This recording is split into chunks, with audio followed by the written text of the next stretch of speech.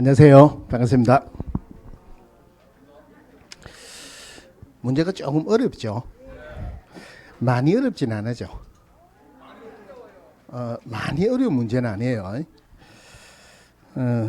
여러 가지고 조금 한 두세 번 문제를 풀고 특강 듣고 이러면은 점수가 조금 더 올라갈 겁니다.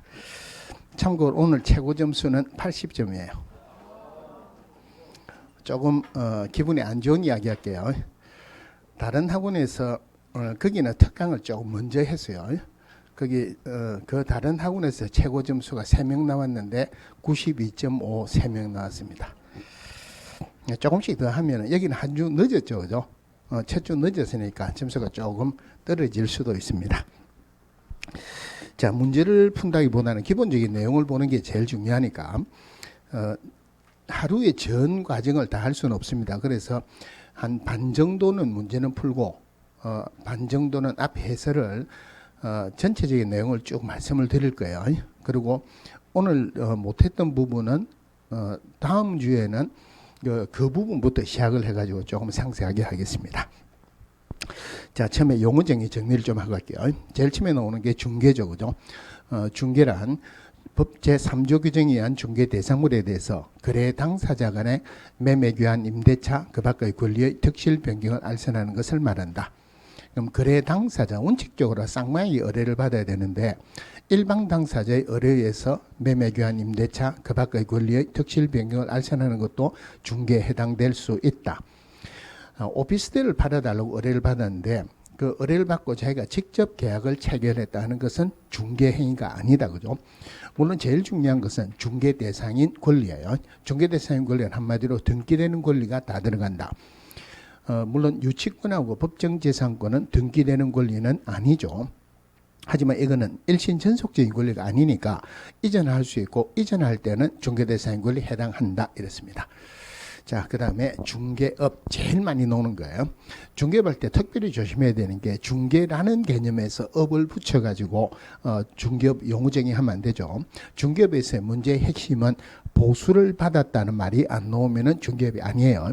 그래서 의뢰를 받고 보수를 받고 중개를 업으로 하는 것을 말한다. 그럼 보수를 안 받으면 중개업 아닌데 무등록자가 거래계약을 체결시키고 보수를 달라고 요구하는 상태에서는 중개업 아니죠, 그죠? 그 사람은 무등록자를 처벌할 수 없다. 또 업이란 계속 반복적으로 영리를 목적으로 하는 것을 말한다. 그러나 우연히 한번 하는 것은 중개업이 아니다. 중개행위인지 아닌지의 판단은 그 중개행위를 하는 본인이 판단하는 게 아니고 사회통념상 객관적으로 판단한다. 자, 중개대상의 권리에 저당권도 들어갑니다. 그래서 의뢰를 받고 보수를 받고 저당권 설정하는 것을 업으로 해도 중개업에 해당하는데 금전 소비대차 알선에 부수하여 저당권 설정하는 것을 업으로 해도 물론 중개업에 해당한다 그러죠. 무등록자가 중개업을 해도 중개업입니다. 무등록자가 중개업했다. 중개업 아니면 처벌할 수가 없죠. 무등록자가 의뢰를 받고 보수를 받고 중개를 업으로 해도 중개업에 해당한다. 그 다음에 공인중개사. 이 법에서 공인중개사 자격을 취득한 자를 말한다. 중개업은 기업공개사만 합법적으로 할 수 있다. 공인중개사 자격만으로는 중개업을 못하죠. 그래서 공인중개사 자격을 취득한 자로서 중개업을 영위하는 자를 말한다. 아니라는 거 조심하시고. 그다음에 기업공개사. 이 법에서 중개사무소 개설을 등록한 자를 말한다. 물론 기업공개사의 종별에 법인인 기업공개사, 공인중개사 기업공개사도 있고 중개인도 있죠. 물론 시험에서는 중개인이 안 나오고 법 76385 부치 6조 2항에 의한 기업공개사 이래 놓을 거예요. 중개인은 공인중개사 아니다, 그죠? 그래서 기업공개사란 중개사무소 개설 등록한 공인중개사를 말한다. 이거 아니죠. 물론 중개업을 영위하는 자를 말한다. 이것도 아니죠. 무등록자가 중개업을 해도 중개업에 해당하니까 중개업을 영위하는 자를 말한다. 이것도 아니고 의뢰를 받고 보수를 받고 중개를 업으로 하는 자를 말한다. 이것도 아니죠. 휴업기간 중의 기업공개사도 기업공개사고 업무정지기간 중의 기업공개사도 기업공개사다. 휴업기간 중에는 중개업 안 합니다. 업무 정지 기간 중에는 못합니다. 안 하거나 못하는 기업공개사도 있으니까 기업공개사는 중개사무소 개설 등록한 자로서 중개업을 영위하는 자를 말한다. 요거 붙으면 안 되죠. 그냥 개설 등록한 자를 말한다. 끝이 나야 돼요. 자, 고용인 중에서 자격증이 있는 소속공개사, 중개보조원이 있는데 자격증이 있는 소속공개사 꼭 찾아야 되는 게 소속되었다, 공인중개사다 일단 찾고, 그 다음에 법인의 임원이나 사원으로서 공인중개사인 자도 소속공개사에 해당한다. 또 하나가 소속공개사는 중개업무를 할 수 있지 해야 되는 의무가 있는 것은 아니다. 그죠? 그래서 소속공개사가 중개업무를 수행해서 거래계약이 체결되었다 하더라도 절대 소속공개사가 거래계약서 확인설명서 작성하여야 한다. 요거 들어가면 안 되죠. 물론 소속공개사 업무를 수행했다. 누가 거래계약서를 작성했다 하더라도 소속공개사는 서명 및 날인하는 의무는 있죠. 중개 보존할 때도 꼭 들어가야 되는 게 소속되었다, 공인중개사가 아니다 찾고, 또 중개 보존은 절대 중개 업무할 수 있다 이런 말이 들어가면 안 되죠. 다른 말로 거래계약서나 확인설명서 작성할 수 있다 이런 말도 들어가면 안 된다. 자, 1번 볼게요. 다음 중 공인중개사법상 용어에 관한 내용으로 옳은 것은, 중개라 하면 제3조 규정에 의한 중개 대상물에 대해서 거래 당사자 간의 매매, 교환, 임대차, 그 밖의 권리의 특실 변경에 관한 행위를 알선하는 것으로 정의할 때 그 밖의 권리에는 저당권 등 담보물권은 포함하지 않는다. 저당권 등기되는 권리죠. 이것도 포함합니다. 2번 공인중개사라 하면 이 법에 의한 공인중개사 자격을 취득한 자로서 중개업을 영위하는 자를 말한다. 중개업은 기업공개사 돼야지 할 수 있죠. 그래서 공인중개사란 자격을 취득한 자를 말한다. 끝이 나야 되죠. 3번 중개업이라 하면 기업공개사가 다른 사람의 의뢰에 의해서 일정한 보수를 받고 중개를 업으로 행하는 것을 말한다. 만약에 기업공개사가 의뢰를 받고 보수를 받고 중개를 업으로 하는 것을 말한다라면은 기업공개사 아닌 자가 이렇게 하면은 중개업이 아니라는 말이죠. 처벌할 수가 없죠. 그래서 기업공개사가라는 말이 들어가면 안 되죠. 그죠? 그 다음에 4번에 기업공개사라 하면 다른 사람의 의뢰를 받고 일정한 보수를 받고 중개를 업으로 하는 자를 말한다. 이 말을 줄이면은 중개업을 하는 자를 말한다. 이 말이나 똑같죠. 그죠? 무등록자가 중개업을 했다. 기업공개사 된다. 이건 말이 안 되죠. 기업공개사란 중개사무소 개설 등록한 자를 말한다. 이래야 돼요. 5번에 소속공개사라 하면 기업공개사에 소속된 공인중개사로서 중개 업무를 수행하거나 기업공개사의 중개 업무를 보조하는 자를 말하며, 일단 소속되었다, 공개사다 찾고, 기업공개사인 법인의 사원 또는 임원으로서 공인중개사인 자도 소속공개사에 해당한다. 물론 용어 정의에서는 방금 마지막 1번 부분은 가로에 표시가 되어 있지만 이 사람도 소속공개사에 해당한다. 요거는 맞네요.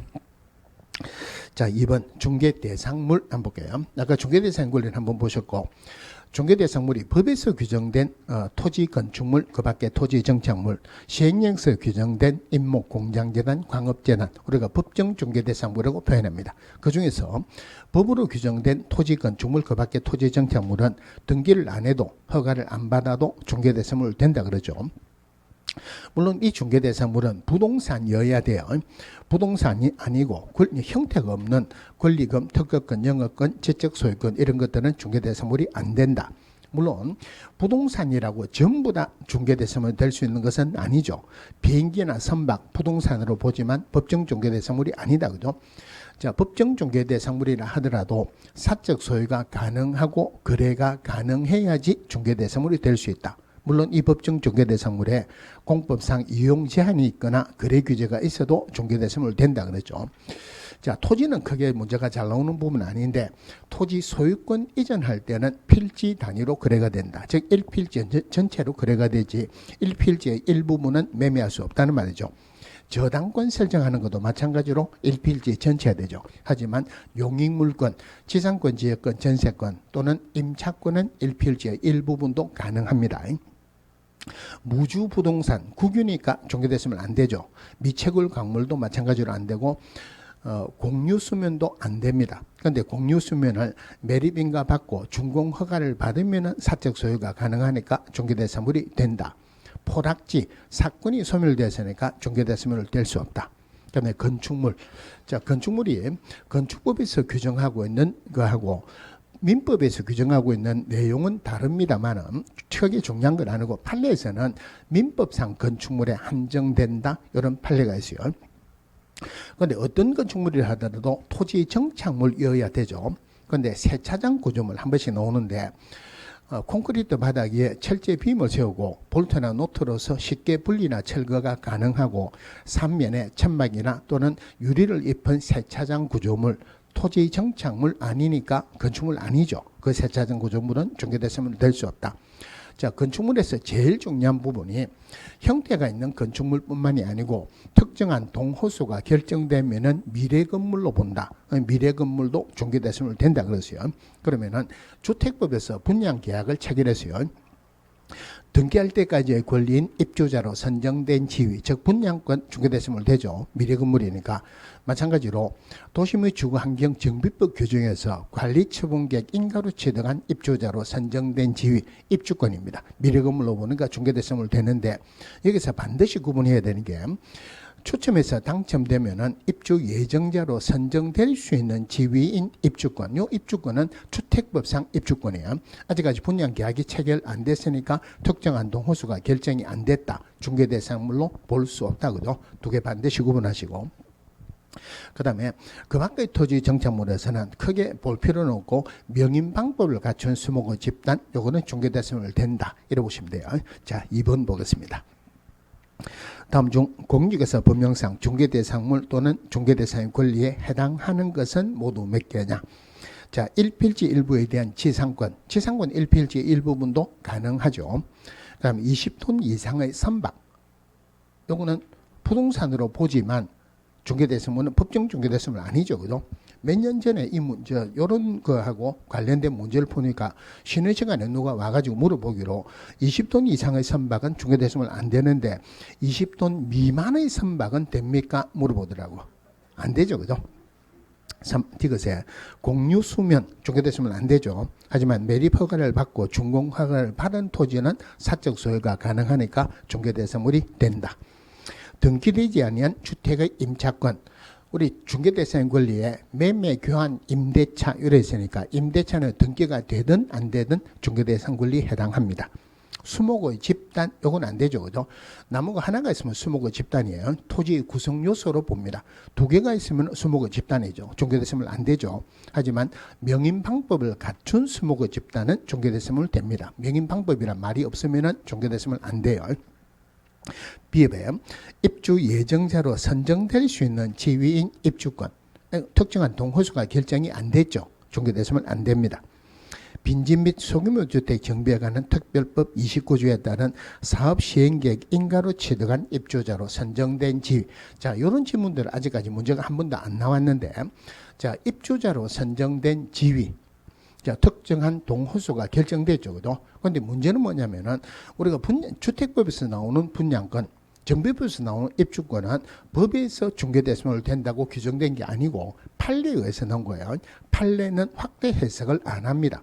그러니까 분양권하고 입주권만 중개대상물 되지 빈집 및 소규모 주택 정비에 관한 특별법에 따른 입주자로 선정된 지위는 나중에 부동산 거래 신고 대상은 되죠. 중개 대상물은 안 됩니다. 그 다음에 개발 제한구역 내의 사유지, 우리 중개 대상물에 공법상 이용 제한이 있거나 거래 규제가 있어도 중개 대상물이 된다. 그렇죠. 자, 그 다음에 등록 요건 볼게요. 자, 우리 법에서 이중으로 하지 말라는 거 세 개가 있어요. 이중 등록, 이중 소속, 이중 사무소 하지 마라. 그러면은 여기서 문제가 반드시 나오는 게 이중 등록, 이중 소속은 절대 취소, 이중 사무소 상대 취소예요. 자, 등록시 우리 기업공개사 종별에 보면은 자, 법인인 기업공개사가 있고 법인인 기업공개사, 그 다음에 공인중개사 기업공개사, 그 다음에 중개인 이래 있죠. 자, 그러면은 사무소 이전 신고합니다. 사무소 이전 신고하면은 어느 누구라도 이전할 수 있죠. 거기에는 기업공개사 종별에 요 3명이 나와 있어요. 그런데 지금 신규로 기업공개사 되는 사람은 중개인으로는 될 수가 없죠. 될 수가 없으니까 신규 등록할 때 종별은 법인하고 공인중개사밖에 없겠죠.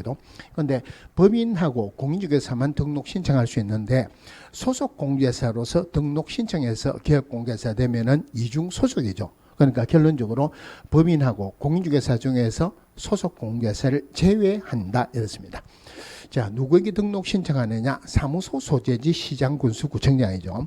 자, 시군구청장이라고 표현을 하는데 정확하게 표현하면은 시장 가로 열고 구가 설치되어 있지 않은 시를 말한다. 물론 특별자치도에 시장도 들어갑니다. 그럼 공인중개사가 등록 신청할 때 요건은 별도로 요건을 볼 필요가 없고 서류가 어떤 게 들어가느냐 이렇게 보시면 되죠. 서류가 들어가는 게 사실, 사자, 서류가 들어갑니다. 물론 결격사에는 해당되지 않아야 되는데 공무원이 확인할 수 있죠. 공무원이 확인할 수 있는 서류는 안 들어갑니다. 자격도 시도의사 적어내니까 공무원이 확인할 수 있다. 자격증 사본 안 들어갑니다.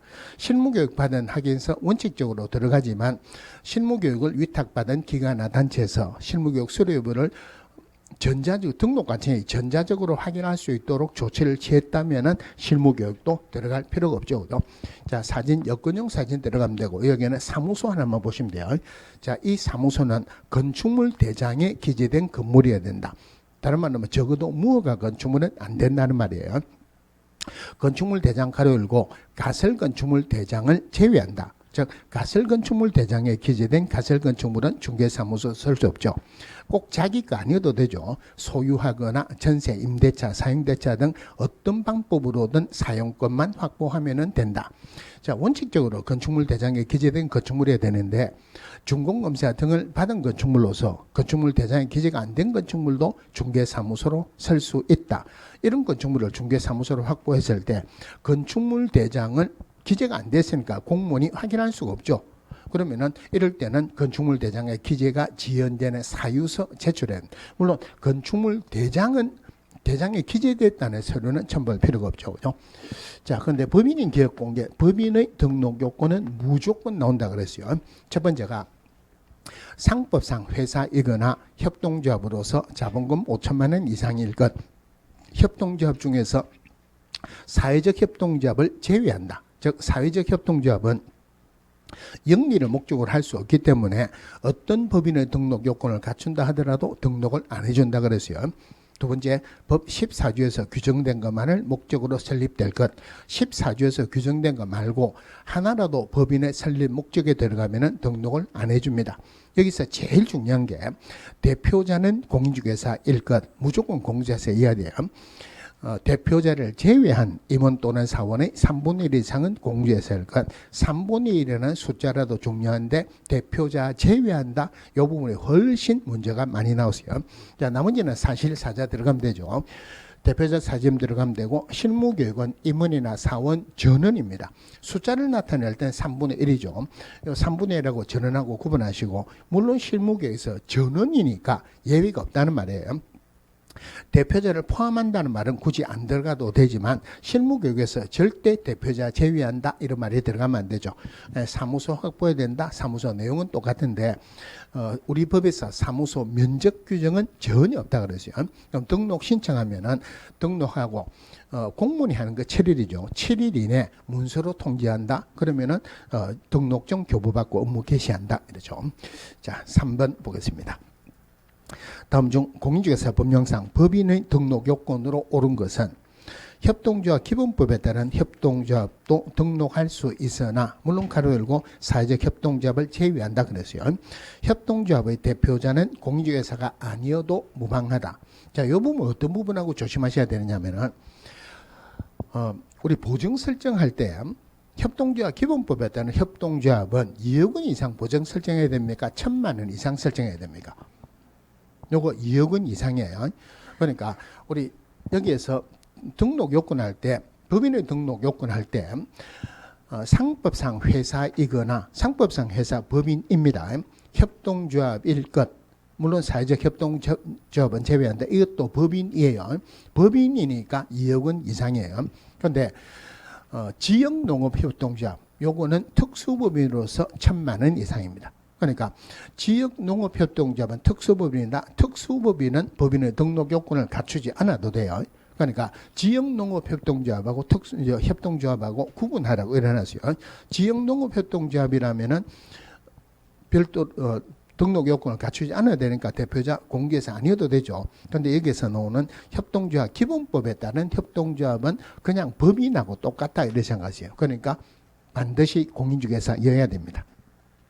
이번에 대표자는 공인중개사여야 하며 대표자를 포함한 사원 또는 임원의 3분의 1 이상은 공인중개사여야 된다.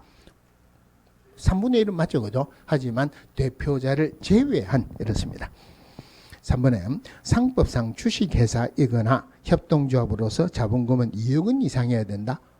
우리 법인하고 2억 원은 연결되는 게 있죠. 보증 설정하는 것은 2억 원인데 자본금은 얼마 이상입니까? 5천만 원 이상일 것. 그럼 이래가지고 다시 한번 볼게요. 자, 상법상 주식회사이거나 협동조합으로서 자본금 5천만 원 이상일 것 하면은 맞다, 틀렸다? 틀렸죠, 그죠? 상법상 회사 중에서 주식회사 한 명의 사업자회사, 유한회사가 있는데 우리 기에 가장 익은 게 주식회사가 가장 익었어요. 그래서 상법상 주식회사여야 한다 이러면 헷갈릴 수가 있어요. 꼭 주식회사여야 될 필요는 없죠. 한 명회사나 합자회사나 다른 거로도 가능합니다. 주식회사여야 된다. 여기 잘못됐죠. 그다음에 4번에 특별자치도의 행정시장도 등록관청에 해당한다. 요거는 맞네요. 5번에 사원 또는 임원의 전원은 등록 신청 전 1년 이내 실무교육을 받았어야 한다. 맞는데 가로 열고 대표자를 제외한다. 우리 숫자를 나타낼 때는 대표자 제외하지만 실무교육은 포함한다는 말은 없어도 절대 제외한다 이런 말이 들어가면 안 돼요. 자, 그 다음에 결격사유 보겠습니다. 자, 결격사유 기본적으로 개념을 먼저 보셔야 돼요. 등록의 결격사유다 하는 말은 이 결격사유에 해당하는 자는 등록할 수 없다. 즉 기업공개사 될 수 없다는 말이에요. 이 사람은 소속공개사도 못 되고 중개보조원도 못 된다. 다른 말로 하면은 기업공개사 등이 될 수 없다. 다르게 표현하면은 중개업무에 종사할 수 없다는 말이에요. 제일 먼저 구분해야 되는 게 이 등록의 결격 사유에 해당하는 사람하고 공인중개사가 될 수 없는 사람하고는 다르죠, 그죠? 공인중개사가 될 수 없는 자 딱 2명 있죠. 자격 취소되고 3년, 부정행위하고 5년. 그러면은 자격 취소되고 3년 동안은 공인중개사도 될 수 없고 등록의 결격 사유에도 해당합니다. 그런데 부정행위하고 5년 동안은 공인중개사가 될 수 없지 절대 등록의 결격사유에 해당하는 것은 아니다. 먼저 생각하시고 그럼 등록의 결격사유에 해당하는 첫 번째가 미성년자, 피성년 후견인, 피한정 후견인, 파산 선고받고 복권되지 아니한 자 요 4명이에요. 자, 요 4명은 어떤 예외도 없이 결격사유에 해당한다. 후견인이 동의를 받든 안 받든 결혼을 했든 안 했든 결격사유에 해당한다. 또 하나가 여기에서 벗어나면은 결격사유에서 벗어나지 굳이 3년 기다려야지 벗어나는 것은 아니다. 또 피성년 후견인, 피한정 후견인은 결격사유에 해당하지만 피특정 후견이라고 있어요. 일정 기간 동안만 제약을 주는 거. 피특정 후견인은 결격사유가 아니다, 그죠? 파산 선고받고 복권되지 아니한 자 결격사유에 해당하는데 개인회생 신청 중에 있는 자로서 법원의 인가 여부가 결정되지 아니한 자라고 틀리게 나온 적도 있었어요. 이 사람은 결격사유하고는 아무 상관이 없습니다. 자, 나머지는 2개로 묶을 수 있는데 업무 정지받았다, 자익 정지받았다, 집행유예 받았다 전부 다 기간이 있죠. 기간이 있는 것은 기간 동안이 결격사유입니다. 기간이 없는 것은 3년이에요. 그러면은 금고 이상의 형을 선고받고 집행이 종료되거나 면제된 날로부터 3년이 경과되지 아니한 자. 여기서는 어떤 게 틀린 답으로 나오느냐면은 가석방되면은 집행이 종료되거나 면제된 건 안 봅니다. 잔여형기 지나야지 종료된 거로 봐요. 가석방되면은 남아있는 잔여형기 지나고 또 3년이 지나가야지 결격사유에서 벗어나죠. 가석방된 날보다 3년 아니라는 거 조심하시고. 특별사면은 3년 동안 결격사유에 해당하지만 일반사면은 결격사유가 아니다. 이거 굉장히 자주 나와요. 그 다음에 금고 이상의 형의 집행유예를 선고받았다. 집행유예 기간 동안이 결격사유에 해당합니다. 그런데 선고유예는 결격사유하고 아무 상관이 없다. 그 다음에 자격이 취소되면은 자, 자격이 취소되면은 자격 취소된 날로부터 3년간, 등록이 취소되면은 등록 취소된 날부터 3년, 그 다음에 벌금은 반드시 이 법이란 말이 있어야 되죠. 이 법을 위반해서 300만 원 이상 벌금 선고받았다. 벌금 선고받은 날로부터 3년간 결격사유에 해당한다. 조심해야 되는 게 벌금은 반드시 이 법이란 말이 있어야 되는데 금고 이상의 형이나 집행유예는 어떤 법이라도 결격사유에 해당합니다. 또 교육공개사가 자기 자신의 행위로 이 법을 위반해서 300만 이상 벌금 선고받으면 결격사유에 해당하지만 기업공개사가 고용인 때문에 양불규정으로 벌금 받았다. 이것은 결격사유로 안 본다 그러죠. 그다음에 자격 정지 받으면은 자격 정지 기간 동안 업무 정지 받고 폐업한 자로서 업무 정지 기간이 경과되지 아니한 자, 업무 정지를 법인이 받았을 때는 법인이 받았을 때 문제의 핵심은 딱 하나입니다. 업무 정지 처분 당시의 임원이나 사원이 아니고 업무 정지 사유 발생했을 때 있던 임원이나 사원이다. 그 업무 정지 기간 동안 결격사에 해당한다. 물론 결격사에 해당하는 임원이나 사원이 있는 법인도 결격사에 해당한다. 다만 2개월 이내 해소하는 경우는 그러하지 아니하다. 자, 보통 사람이 결격사유다면 등록을 안 시켜주죠. 기업공개사가 결격사유다면 등록 취소줍니다. 고용인이 결격사유에 해당하는데 2개월 이내 해소 안 하면 업무 정지해줍니다.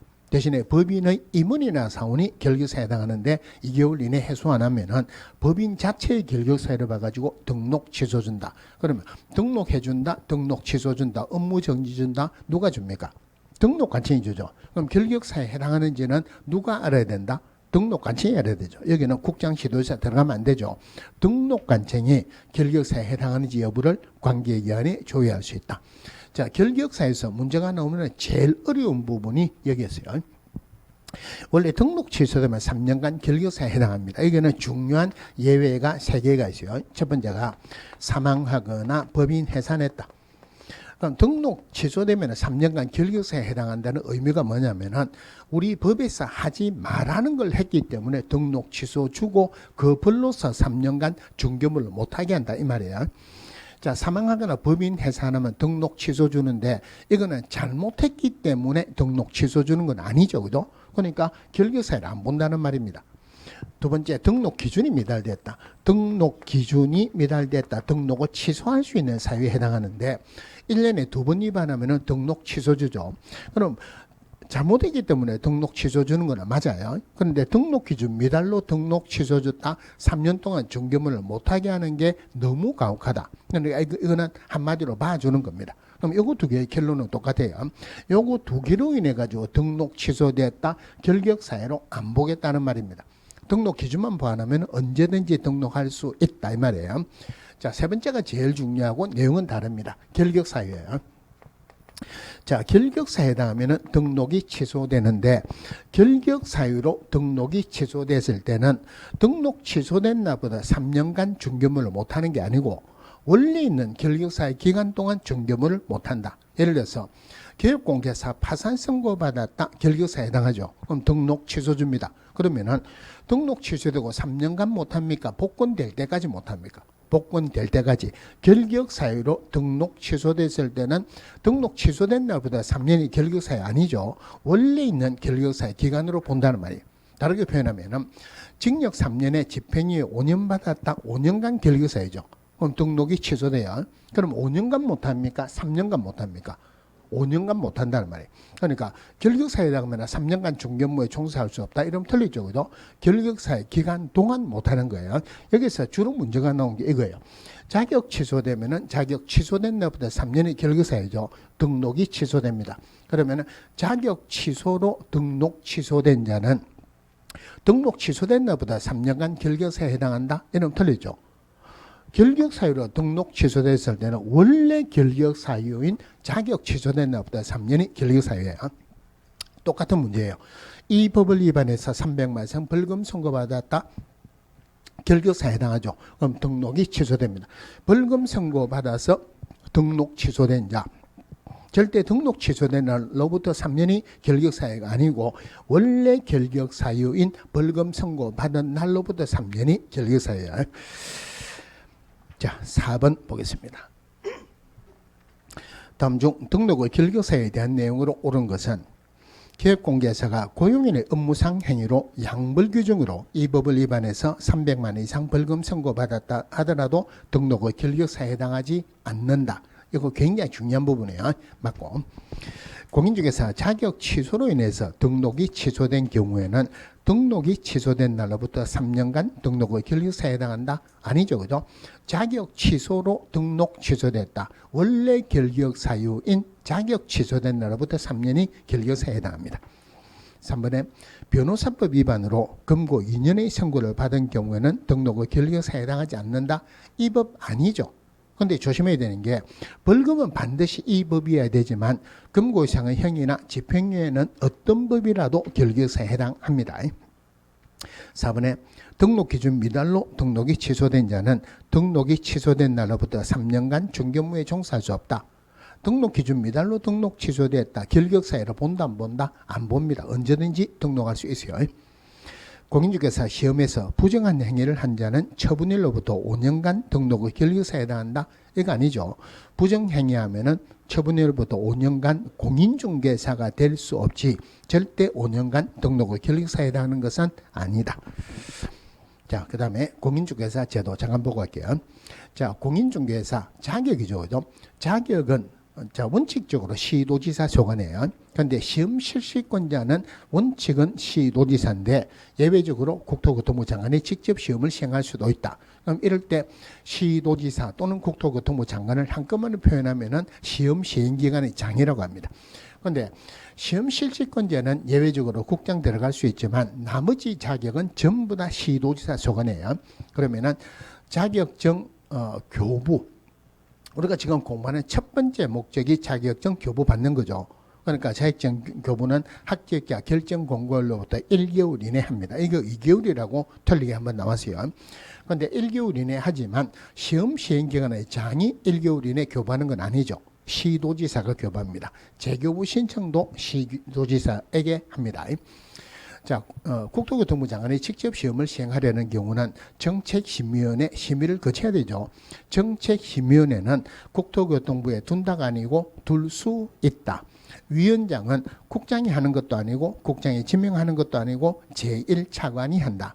대신에 위원을 뽑기로는 국장이 뽑습니다. 해촉하는 것도 국장이 나가라 하죠. 그 위원회는 자기하고 조금이라도 관련게 있으면 스스로 빠져야 돼요. 스스로 안 빠지면은 국토교통부 장관이 나가라 할 수 있죠. 그러면은 정책심의위원회 7자니까 위원장 1인을 포함해서 몇 명 이상? 7명 이상. 요거 두 개가 짝대기 두 개죠. 11명 이내로 합니다. 임기 2자니까 몇 년? 2년이에요. 연임할 수 있다 없다? 연임할 수 있습니다. 무슨 말이냐면은 구분해야 되는 게 나중에 협회에서 운영위원회 있죠. 운영위원회 임기 2자니까 2년이죠. 그는 임기 2년 2번 나왔으니까 2번 할 수 있다. 1회 안에서 연임할 수 있다 이래요. 그런데 여기에서는 연임하는 규정이 없습니다. 우리 법에서 규정이 없다는 말은 제한을 한다 안 한다? 안 합니다. 100번이라도 연임할 수 있어요. 다만 1회 안에서 연임할 수 있다. 이런 규정은 없다는 말이에요. 정책심의위원회 7자니까 소집하는 것 적어도 7일 전까지 통보해야 되죠. 물론 부득이한 경우는 하루 전까지 통보해도 된다. 정책심의위원회에서 심의 어기라는 사항이 육보시 보장 이랬죠. 육보시 보장, 육성, 중개업 육성, 보수 변경에 관한 사항, 시험 등 자격 최대에 관한 사항, 보장, 손해배상, 책임의 보장. 이 중에서 시험 등 자격하고 관련된 것은 시도지사 소관이죠. 그러면은 정책심의위원회에서 의결하면은 시도지사는 틀림없이 한마디 할게요. 내 업무인데 왜 당신이 의결하느냐? 그러니까 잔소리하지 말고 따라라고. 정책심의위원회에서 시험 등 자격 최대에 관한 사항을 정한 때는 시도지사는 이에 따라야 한다. 아까 말씀드렸는데 공인중개사가 될 수 없는 자 2명 있었죠. 자격 취소되고 3년, 부정행위하고 5년. 여기서 등록의 결격사유에 해당한다고 해서 공인중개사가 못 되는 것은 아니다. 이거 특별히 조심하세요. 공인중개사가 아닌 자는 공인중개사 또는 유사명칭을 사용할 수 없다. 아닌 자가 위반하면은 1년에 1천이죠. 물론 공인중개사가 아닌 자가 자기 명함에 부동산 뉴스 대표라는 명함을 쓰면은 일반인으로 하여금 공인중개사라고 오인할 소지가 있기 때문에 이것도 유사명칭에 해당한다. 자, 5번 보겠습니다.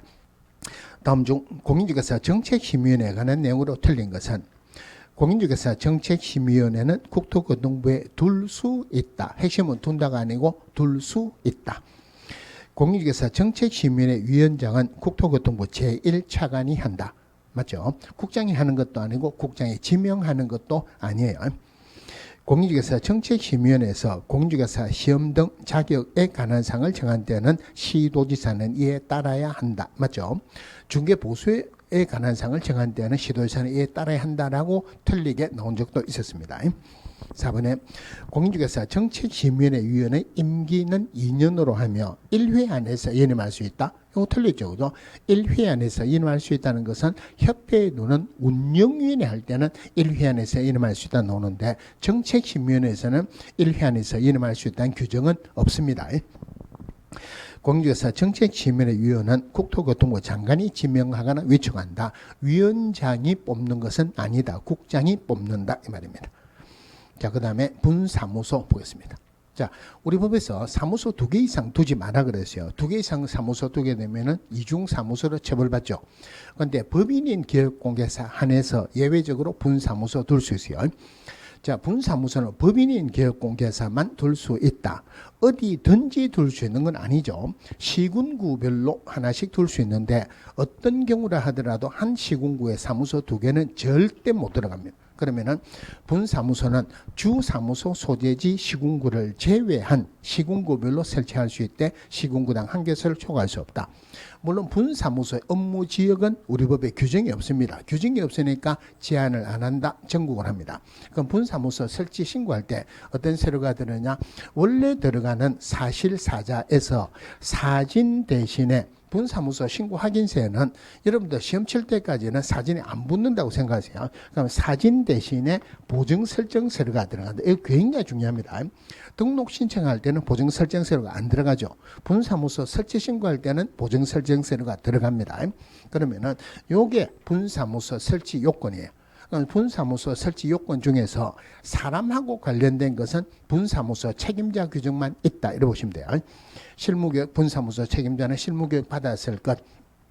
자격증 사본을 첨부하는 건 아니지만 분사무소 책임자는 공인중개사일 것. 자, 여기서 굉장히 자주 나오는 게 특수법인, 즉 법에서 표현되기로는 다른 법률의 규정에 의해서 중개업을 할 수 있는 법인, 우리가 특수법인을 하는데 특수법인은 법인의 등록 요건을 갖추지 않아도 된다 그랬어요. 특수법인의 대표자는 공인중개사여야 된다, 아니어도 된다. 아니어도 되죠. 대표자도 공인중개사 아니어도 되는데 분사무소 책임자가 공인중개사여야 된다. 이거는 말이 안 되죠. 이거 굉장히 자주 나와요. 분사무소 책임자는 공인중개사여야 되지만 특수법인의 분사무소 책임자는 공인중개사가 아니어도 됩니다. 자, 분사무소와 관련된 모든 것은 주사무소 소재지 시군구청장이 한다. 요것만 기억하더라도 한 문제 이상은 무조건 맞습니다. 분사무소 설치 신고도 주사무소 소재 시군구청장이 하죠.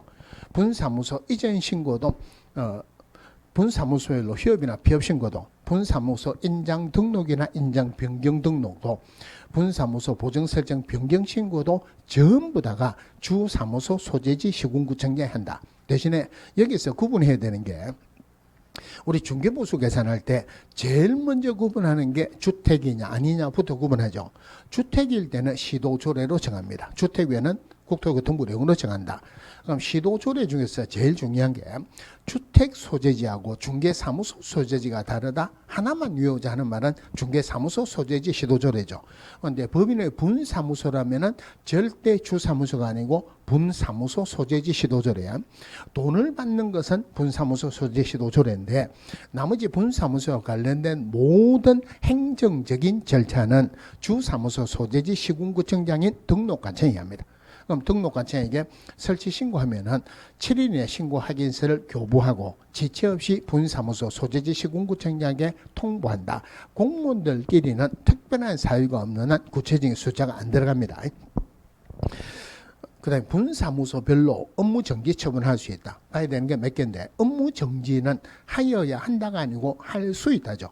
분사무소별로 업무정지 처분할 수 있다. 두 번째 봐야 되는 게 업무정지는 등록관청이 주죠. 등록관청은 법인에서는 주사무소 소재지 시군구청장이에요. 그러니까 등록관청이 분사무소별로 업무정지 처분할 수 있지, 분사무소 소재지 시군구청장이 분사무소에 업무정지 처분할 수 있는 것은 아니다. 또 하나가 분사무소는 설치 신고했지 등록한 건 아니죠. 등록 안 했으니까 분사무소에 등록 취소는 못 줍니다. 자, 6번 볼게요.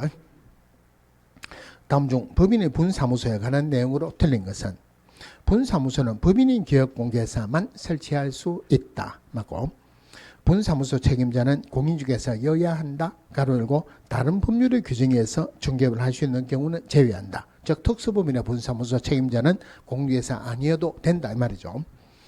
분사무소 설치 신고를 제출할 때 분사무소의 보증 설정을 증명하는 서류를 제출해야 된다. 그러니까 분사무소는 절대 업무 개시 전까지 보증 설정한다 이런 말이 들어가면 안 되죠. 그죠? 4번에 분사무소를 이전한 경우에는 주사무소 소지지 등록관청에게 이전 신고해야 된다. 이 질문 틀리게 굉장히 자주 많이 나와요. 분사무소 이전 신고할 때 이전 후의 분사무소 소지지 시군구청장에게 신고한다라고 틀리게 굉장히 자주 나옵니다. 분사무소와 관련되는 모든 것은 주사무소 소지지 시군구청장이 합니다. 5번에 분사무소별로 업무정지 처분할 수 있으며 분사무소의 업무정지 처분은 분사무소 소재지 시군구청장의 일을 향한다. 업무정지는 원래가 등록관청이 주죠. 그런데 등록관청은 주사무소 소재지 시군구청장의 등록관청이니까 등록관청이 분사무소별로 업무정지 처분할 수 있다. 그렇죠. 자, 그 다음에 고용인 볼게요. 자, 고용인 들어가기 전에 질문 먼저 할게요. 자, 고용인이 되기 위해서 등록 신청, 고용인이 되기 위해서 고용신고 전 얼마 이내 실무교육을 받아야 됩니까? 이러면 안 되죠. 그죠? 자, 고용 문제에서는 고용인이라 나오더라도 여러분들 문제를 풀 때는 소속 공개사냐 중개보조원이냐 반드시 구분하고 문제를 푸셔야 돼요. 자, 고용인을 고용하는 데는 아무런 제한은 없습니다. 해도 되고 안 해도 돼요. 1000명을 해도 되고 10,000명을 해도 됩니다. 결격사유는 해당되지 않아야 되겠죠. 그럼 고용인을 고용하는데 고용하고 난 뒤에 고용신고를 하지만은 공부를 할 때는 거꾸로 하세요. 고용신고는 원칙 그대로 고용신고 후 고용관계 종료 신고는 고용관계 종료 후 10일 이내입니다. 대신에 고용신고는 절대 10일 이내 아니죠. 업무 개시 전까지 신고합니다. 그다음에 소속 공개사 되기 위해서는 실무교육을 받아야 되고 중개보조원이 되기 위해서는 직무교육을 받아야 되는데 고용신고할 때는 교육받은 확인서 첨부 안 합니다. 또 소속 공개사 자격증 사본도 첨부 안 한다. 공인신고할 때 첨부하는 서류가 없다는 말은 전자문서로 할 수 있다 이 말이에요. 자, 고용인의 업무상 행위는 그를 고용한 기업공개사 행위로 본다. 고용인의 업무상 행위의 결과 어린이 재산상 손실이 발생하면은 기업공개사 책임이 있다. 그죠? 첫 번째 봐야 되는 게 기업공개사가 잘못된 게 전혀 없어요. 기업공개사의 고의나 과실이 없다 하더라도 기업공개사가 잘못된 거로 보니까 기업공개사가 손해배상 책임이 있다. 이거 하면서 자주 나오는 게 그러면 어린이는 첫 번째 고인에게 물어달라 해가지고 안 물어주면은 기업공개사 물어달라 해도 돼요. 처음부터 기업공개사 물어달라고 해도 된다. 처음부터 기업공개사고 고인에게 연대서 물어달라고 해도 됩니다. 이것을 부진적 연대 책임이라 하는데 부진적 연대 책임하에서 기업공개사 물어주면은 고용인에게 구상권을 청구할 수 있다. 부진적 연대 책임이고 부상권을 청구할 수 있다는 말은 기업공개사가 책임이 있다고 해서 고용인이 책임이 없는 것은 아니다. 고용인도 연대서 책임이 있습니다. 그 다음 고용인의 업무상 행위 결과 형벌이 대상이 됐을 때 고용인은 우리 법에 나와 있는 그대로 징역 또는 벌금을 받습니다. 그런데 기업공개사는 양벌 규정으로 벌금을 받죠. 징역을 받는 경우는 없다. 그죠? 그러면은 우리 자격 취소 사유에 자, 자격 취소 문제의 핵심은 세 개가 있어요. 첫 번째가 자격을 취소할 수 있다. 무조건 틀렸죠. 자격은 해당 사항이 되면 무조건 자격을 취소하여야 한답니다. 자, 정직하게 부양하자. 직하면은 징이에요. 두 번째 핵심이 반드시 이 법이란 말이 나와야 돼요. 이 법을 위반해서 징역형 선고받았다. 그러면은 기업공개사는 고용인 때문에 벌금을 받지 징역을 받는 경우는 없죠. 다른 말로 기업공개사는 고용인의 업무상 행위로 자격이 취소되는 경우는 없다는 말이에요. 자, 양벌규정으로 벌금을 받는데 기업공개사는 고용인하고 동일한 벌금 아니죠, 그죠? 해당 조에 규정된 벌금 받습니다. 물론 양벌규정으로 벌금 받은 거 가지고는 기업공개사는 결격사유로 안 본다 그랬어요. 자, 원칙적으로 양벌규정으로 벌금을 주는데 기업공개사가 고용인의 행위를 방지하기 위해서 상당한 주의나 감독을 게을리하지 않았다면 벌금마저도 안 주겠다는 말이에요. 대신에 기업공개사가 상당한 주의나 감독을 게을리하지 않았다고 해서 재산상 손해에 대해서 책임이 없는 것은 아닙니다. 자, 마지막으로 고용인의 업무상 행위의 결과 행정처분의 대상이 되었을 때 등록 취소나 업무 정지받을 행위를 누가 했다 하더라도 등록 취소나 업무 정지는 기업공개사 받죠. 소속 공개사라면 자격 정지받을 수 있는데 중개보조는 행정처분 받을 내용은 전혀 없습니다. 자, 고용인의 업무상 행위는 그를 고용한 기업공개사 행위로 본다지 고용인의 모든 행위를 기업공개사에 책임을 지는 것은 아니다. 또 하나가 고용인이 잘못하면 기업공개사가 연대해서 책임을 지는데 기업공개사가 잘못했다고 해서 고용인도 책임을 지는 것은 아니다. 그죠? 애하고 엄마하고 가는데 애가 잘못하면 엄마한테 관리 잘못했다고 뭐라 하죠. 엄마 잘못했다고 애한테 엄마 관리를 왜 그래 했느냐 뭐라는 건 아니죠. 그죠? 고용인 때문에 기업공개사에 책임을 질 수는 있지만 기업공개사 때문에 고용인의 책임을 지는 경우는 있을 수는 없어요. 자, 7번 보겠습니다. 다음 중 기업공개사의 고용인에 관한 내용으로 틀린 것은 자, 1번 기업공개사가 소속공개사 또는 중개보조원을 고용하거나 고용관계 종료한 경우에는 10일 이내에 등록하지 신고해야 된다. 고용하거나 고용관계 종료한 경우에는 문장이 두 개죠. 반드시 구분하세요. 고용신고는 업무 개시 전까지 하죠. 고용관계 종료 신고는 10일 이내입니다. 이번에 소속공개사 또는 중개보조원의 모든 행위를 그를 고용한 기업공개사의 책임을 지는 것은 아니다. 이거 맞죠? 업무상 행위만 책임을 집니다.